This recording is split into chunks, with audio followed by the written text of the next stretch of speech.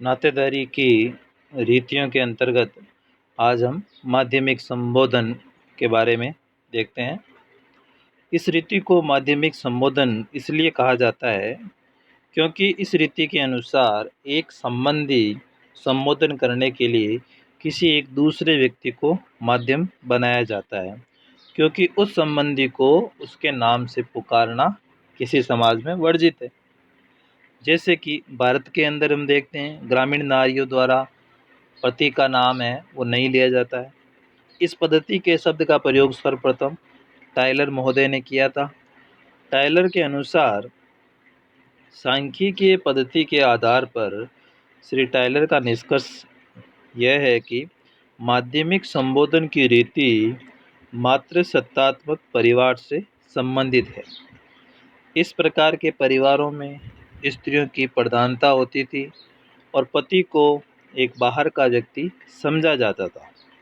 इसी कारण परिवार में उसकी कोई विशेष स्थिति नहीं होती थी, इसलिए उसे प्राथमिक संबंधियों में सम्मिलित नहीं करके द्वितीयक संबंधियों के रूप में माना जाता था।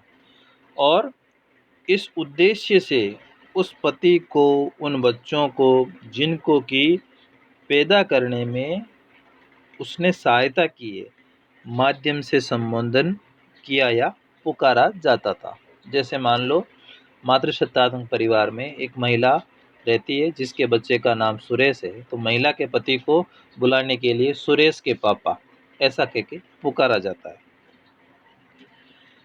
इस रीति का जब विस्तार हुआ तो कई बार हम देखते हैं माता को भी बच्चे के नाम के साथ जोड़ के संबोधित किया जाने लगा। तो कई बार मातृसत्तात्मक की जगह पितृसत्तात्मक परिवार में भी माध्यमिक संबोधन देखा जाता है।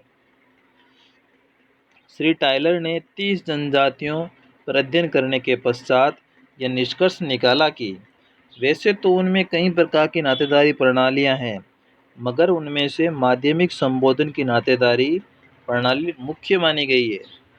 ये दक्षिण अफ्रीका की बेचुआना, पश्चिमी कनाडा तथा भारत की खासी जनजाति जो आसाम में है, वहाँ पर ये मुख्य रूप से प्रचलित है। श्री फ्रेजर ने भी इस रीति का प्रचलन ऑस्ट्रेलिया, न्यू गिनी, मलाया, चीन, उत्तरी साइबेरिया, अफ्रीका, उत्तरी ब्रिटिश कोलंबिया आदि जगहों पर पाया है। दूसरी ओर श्री लोई का कथन है कि फ्रेजर द्वारा ये जो सूची बताई गई ये अभी पूरी नहीं होकर अभी इसमें कई तरह के संशोधन या कई तरह के नाम और जोड़े जाने की ये हकदार है। होपी समाज में एक स्त्री मजाक करते हुए अपनी सास को अमुक की दादी, ससुर को अमुक का दादा कहकर पुकारती है। जैसे मान लो किसी बच्चे का नाम है राम, तो राम की माँ है वो अपने ससुर को राम के दादा कह के पुकारती है। इसी ढंग से पुरुष भी अपने सास ससुर को संबोधित करते हैं। पति और पत्नी भी एक दूसरे को बच्चों के नाम के माध्यम से संबोधित करते हैं। तो ये सब क्रिया माध्यमिक संबोधन जो सामान्य रूप से हम समाज में देख सकते हैं। इस रीति का प्रयोग पुरुषों के लिए नहीं होकर के स्त्रियों के लिए प्रयोग में अधिक रूप से देखा जाता है, मगर ये कहना गलत होगा कि इसका प्रचलन केवल पितृसत्तात्मक परिवारों में ही होता है या केवल मातृसत्तात्मक परिवारों में ही होता है।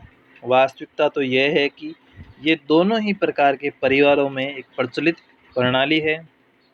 उदाहरण के लिए ऑस्ट्रेलिया, मेलेनेशिया आदि की जनजातियाँ पितृसत्तात्मक और पितृस्थानीय होते हुए भी उनमें भी माध्यमिक संबोधन पाया जाता है।